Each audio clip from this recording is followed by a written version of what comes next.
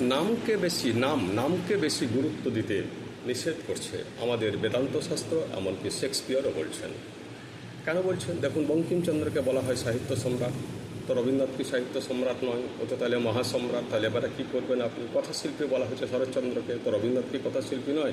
রবীন্দ্রনাথের লেখার যে ট্যাকটিক, রবীন্দ্রনাথ লেখার মধ্যে যে ডিকশন, যে অলঙ্কার, ছন্দ, পদবিন্যাস, সরলতা, জটিলতা, বাহুল্য, বহু কিছু আছে রবীন্দ্রনাথের মধ্যে। তাহলে এগুলোকে কথাশিল্পীর মধ্যে বলা যায় না?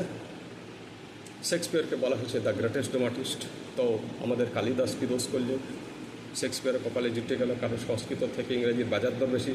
তাহলে এখানে দেখুন বাজার দরের ব্যাপারটাও ডিপেন্ড করছে। তাহলে যেখানে বাজার দরের ব্যাপার ডিপেন্ড করছে, সেখানে সত্য কোথায়?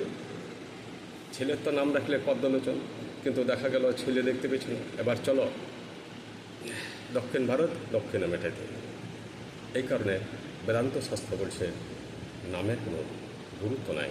পৃথিবী আর দেশ দুটো একই ব্যাপার, দুটো দেশে মাটি, পাহাড় পর্বত, সব উঁচু উঁচু জায়গা, আলাদা কী দরকার ছিল? কিন্তু নাম হচ্ছে 10 জনের মধ্য থেকে একজনকে চিনে নেবার একটা উপায় মাত্র। তার থেকে নামের বেশি কোনো গুরুত্ব নাই। নমস্কার।